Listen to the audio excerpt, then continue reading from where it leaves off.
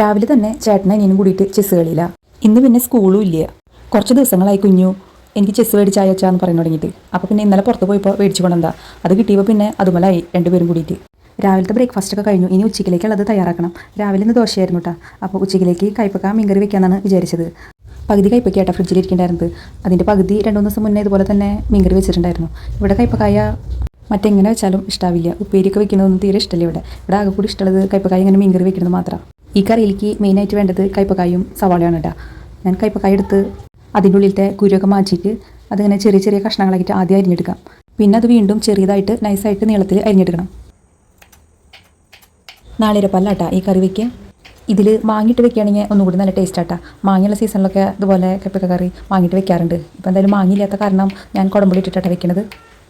അങ്ങനെ കൈപ്പക്കായൊക്കെ അരിഞ്ഞ് കഴിഞ്ഞിട്ട് ഇനി സവാളയാണ് അരിയാനുള്ളത്. സവാള ഇതുപോലെ ചെറുതായിട്ട് നല്ല നൈസായിട്ട് നമുക്ക് അരിഞ്ഞെടുക്കാം. സവാളയും കൈപ്പക്കായും കൂടിയിട്ട് നമുക്ക് വെളിച്ചെണ്ണയിലൊന്ന് വാട്ടിയെടുക്കേണ്ടതാണ്. അതുപോലെ വാട്ടിയെടുത്ത് കഴിഞ്ഞാൽ കൈപ്പക്കായ്ക്കൊന്നും തീരെ കനപ്പുണ്ടാവില്ല. ഇതിലേക്ക് വേണ്ട നാളികേരം, പാല് പിഴിയാനുള്ള നാളികേരം നേരത്തെ തന്നെ ഞാൻ ചരുകി വെച്ചിട്ടുണ്ട്. മൺചട്ടിയിലാട്ടാ കറി വെക്കുന്നത്. മീൻ കറിക്ക് വെക്കുന്ന ചട്ടിയാട്ടത്. ചട്ടി ഇത്തിരി വലിപ്പം കൂടിപ്പോയി. ഈ കറി വെക്കാനായിട്ട് ഇത്ര വലിപ്പമുള്ള ചട്ടി വേണ്ട. പക്ഷേ എൻ്റെ കയ്യിൽ ഈ വലിപ്പത്തിലുള്ള ചട്ടിയുള്ളൂ. അത് കാരണമാണ് ഈ ചട്ടി ഞാൻ എടുത്തത്. ഈ ചട്ടി കുറച്ച് വർഷങ്ങൾ പഴക്കമുള്ള ചട്ടിയാട്ടാ. ഞാൻ കല്യാണം കഴിഞ്ഞ് വരനായിട്ട് മുന്നേ ഉള്ള ചട്ടിയത്. അങ്ങനെ ചട്ടി ഗ്യാസും വെച്ചിട്ടുണ്ട്. അടുപ്പൊക്കെ കത്തിച്ചു. ഇനി അതിലത്തെ വെള്ളമൊക്കെ ഒന്ന് വറ്റിട്ടാ. വറ്റി കഴിയുമ്പോൾ നമുക്ക് അതിലേക്ക് കുറച്ച് വെളിച്ചെണ്ണ ഒഴിച്ച് കൊടുക്കാം. 1 ടേബിൾ സ്പൂൺ വെളിച്ചെണ്ണ മതിയാവും കേട്ടോ. അങ്ങനെ കുറച്ച് വെളിച്ചെണ്ണ ഒഴിച്ച് കൊടുത്തിട്ട് ഇനി അതിലേക്ക് നമ്മൾ അരിഞ്ഞ് വെച്ചിട്ടുള്ള സവാളയും അതിന് നമുക്ക് സവാള ഇട്ട് കൊടുക്കാം കേട്ടോ.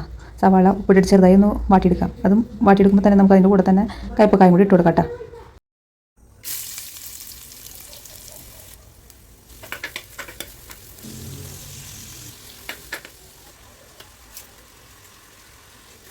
അങ്ങനെ സവാളയും കൈപ്പക്കായും ചെറിയ ഉപ്പിട്ടിട്ട് നമുക്ക് വാട്ടിയെടുക്കാം. അങ്ങനെ വാടിയോണ്ടിരിക്കുമ്പോൾ നമുക്കതിലേക്ക് കുറച്ച് കറിവേപ്പിലും കൂടി ഇട്ട് കൊടുക്കാം കേട്ടോ. അതൊക്കെ കൂടിയിട്ട് നമുക്ക് നന്നായിട്ടൊന്ന് വാട്ടിയെടുക്കാം. ഇനി അത് വാടി വന്നിട്ടുണ്ട് കേട്ടോ. ഇനി അപ്പോൾ നമുക്കതിലേക്ക് പൊടികളായിട്ടാണ് ചേർത്ത് കൊടുക്കേണ്ടത്. പൊടികൾ ഓരോന്നായിട്ട് ചേർത്ത് കൊടുക്കാം. ആദ്യം തന്നെ ഞാൻ മഞ്ഞൾപ്പൊടി ഇട്ട് കൊടുത്തു. പിന്നെ ആവശ്യത്തിന് മല്ലിപ്പൊടി, പിന്നെ മുളക് പൊടി ഇതെല്ലാം ഇട്ട് കൊടുത്തിട്ട് നമുക്ക് ഇതെല്ലാം കൂടിയിട്ടൊന്നും കൂടി നന്നായിട്ടൊന്ന് ഇളക്കിയെടുക്കാം. ഞാനിവിടെ അടുക്കളയിൽ കുക്ക് ചെയ്തുകൊണ്ടിരിക്കുന്നതിൻ്റെ ഇടയിൽ ഒരാൾ വന്ന് ബാക്കിൽ ഇങ്ങനെ നടന്ന് എന്നോട് കോളേജിലത്തെ വിശേഷങ്ങൾ പറഞ്ഞുകൊണ്ടിരിക്കുകയാണ് കേട്ടോ. അപ്പോൾ കോളേജ് തുറന്ന് ഇപ്പോൾ 2 ദിവസമായിട്ടുണ്ടല്ലോ. അപ്പോൾ അവിടുത്തെ കോളേജിലത്തെ കാര്യങ്ങളാണ് ഈ പറഞ്ഞുകൊണ്ടിരിക്കുന്നത്. പൊടികളൊക്കെ നന്നായിട്ട് മൂത്ത് വന്നിട്ടുണ്ട്. അപ്പോൾ നമുക്ക് ഇനി അതിൽ നാളികേരപ്പാൽ ഒഴിച്ച് കൊടുക്കാം. 2-ാം പാലാണ് ഒഴിച്ച് കൊടുക്കുന്നത്. 2-ാം പാൽ ഒഴിച്ച് കൊടുത്തിട്ട് ഇളക്കിയിട്ട് നമുക്ക് അത് തിളയ്ക്കാനായിട്ട് വയ്ക്കാം. ഇനി നമുക്കതിൽ ആവശ്യത്തിന് ഉപ്പും കൂടി ഇട്ട് കൊടുക്കണം കേട്ടോ. ആവശ്യത്തിന് ഞാൻ ഉപ്പും കൂടി ഇട്ട് കൊടുത്തിട്ടുണ്ട്. കറിക്ക് വേണ്ടി പൊട്ടിച്ചുകൊണ്ട് വന്ന കറിവേപ്പില ബാക്കിയുണ്ടായിരുന്നു. അപ്പോൾ അതും കൂടി ഞാൻ അതിലേക്ക് ഇട്ട് കൊടുത്തു. ഇനി ഇതിലേക്ക് പുളിക്ക് വേണ്ടിയിട്ട് കുടംപുളി ചേർത്ത് കൊടുക്കണം കേട്ടോ. മാങ്ങയില്ലാത്ത കാരണം കുടംപുളി ഇട്ടാണ് വെക്കുന്നത്. കുടംപുളി ഞാൻ വെള്ളത്തിലിട്ട് വെച്ചിട്ടുണ്ടായിരുന്നു. അതിന് കഴുകിയിട്ട് അതിലേക്ക് ഇട്ട് കൊടുത്തിട്ടുണ്ട്. ഇവിടെ തന്നെ ഉണക്കിയിട്ടുള്ള പുളിയാട്ടാ ഇത്. ഇവിടെ കുടംപുളിയുടെ മരമുണ്ട്. കഴിഞ്ഞ കൊല്ലം തീരെ കുടംപുളി ഉണ്ടായിട്ടില്ല. എൻ്റെ മുന്നത്തെ കൊല്ലം ഉണക്കി വെച്ചിട്ടുള്ള പുളിയാണിത്. മഴയുടെ സീസണിലാട്ടാ ഈ കുടംപുളി ആകെ പഴുത്ത് വീഴാറ്. അപ്പോൾ ആ സമയത്ത് നല്ല ബുദ്ധിമുട്ടാണ് അത് ഉണക്കിയെടുക്കാനൊക്കെ. പുകയൊക്കെ ഇട്ടിട്ടാണ് ഉണക്കിയെടുക്കുക. കൂട്ടാനൊക്കെ തിളച്ച് പാകമായിട്ട് വരട്ടെ. അപ്പോഴത്തേക്കും ഞാൻ പറമ്പിലേക്കൊന്ന് ഇറങ്ങിയതാണ്. ഞാൻ ഇറങ്ങുമ്പോഴത്തേക്കും താരോടെ എന്നെ നോക്കി നിൽക്കുന്നുണ്ട്. കയ്യിൽ വല്ലതവൾക്ക് തിന്നാണ്ടെന്നാണ് അവൾ നോക്കണത്. കൈപ്പക്കായല്ലേ, അതിലവൾക്കൊന്നും കൊടുക്കാനില്ല. ഞാനൊരു കാര്യം നോക്കിയിട്ട് വളപ്പിലേക്ക് ഇറങ്ങിയതാട്ടാ. വേറെ ഒന്നല്ല, മൈലാഞ്ചി നോക്കിയിട്ട് ഇറങ്ങിയതാണ്. ഞാനിവിടെ മൈലാഞ്ചി നട്ടിട്ടുണ്ടായിരുന്നേ. അതിപ്പോൾ കുറച്ച് നാളായിട്ട് മഴ കാരണം ഈ ഭാഗത്തേക്ക് വരാറില്ല. കുറച്ച് മൈലാഞ്ചി എനിക്ക് വെളിച്ചെണ്ണ തലയിൽ പറയാനായിട്ട് കാച്ചാനായിട്ട് അത് കിട്ടുമെന്ന് അറിയാൻ വേണ്ടിയിട്ടാണ് വന്നത്. അത്യാവശ്യത്തിന് കുറച്ച് മൈലാഞ്ചി ഉണ്ട്.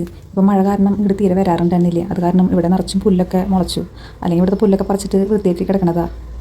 മൈലാഞ്ചി മാത്രമല്ല കേട്ടോ, പനിക്കൂർക്ക അതുപോലെ ആടലോടകം ഒക്കെ അതിൻ്റെ ഇടയിൽ നട്ടിട്ടുണ്ടായിരുന്നു. എല്ലാം പുല്ലിൻ്റെ ഇടയിലായി. വേഗം തന്നെ എൻ്റെ ഇടയിൽ നിന്ന് പോകുന്നു കേട്ടോ. വാഴക്കൂട്ടത്തിൻ്റെ ഇടയിൽ നിന്നുകൊണ്ട് എന്തോ നെറ്റിമ കടിച്ചു. കൊതുകാന്നാണ് ഞാൻ വിചാരിച്ചത്. പക്ഷേ കൊതുകല്ലായിരുന്നു. അങ്ങനെ തടിച്ച പോലെ പാടായി. അപ്പോൾ അത് കാരണം വേഗം എൻ്റെ ഉള്ളിൽ നിന്ന് പോകുന്നു. അങ്ങനെ തിരിച്ച് വന്നപ്പോഴത്തേക്കും കൂട്ടാനൊക്കെ പറ്റി നന്നായിട്ട് പാകമായിട്ട് വന്നിട്ടുണ്ട് കേട്ടോ. ഇനി നമുക്കിതിലേക്ക് നാളികേരത്തിൻ്റെ 1-ാം പാലാട്ടോ ഒഴിച്ച് കൊടുക്കേണ്ടത്. അങ്ങനെ 1-ാം പാൽ ഒഴിച്ച് കൊടുത്ത് പാകമായി കഴിഞ്ഞ് കഴിഞ്ഞാൽ നമുക്ക് കൂട്ടാൻ അടുപ്പത്ത് നിറക്കാം കേട്ടോ.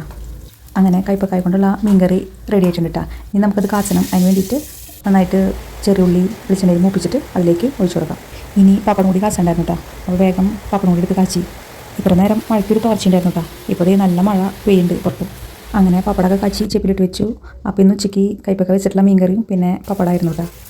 ഇതൊക്കെ കഴിഞ്ഞിട്ട് പുറത്തേക്ക് ചെന്നപ്പോൾ പുറത്ത് നല്ല മഴ പെയ്യുന്നുണ്ട്.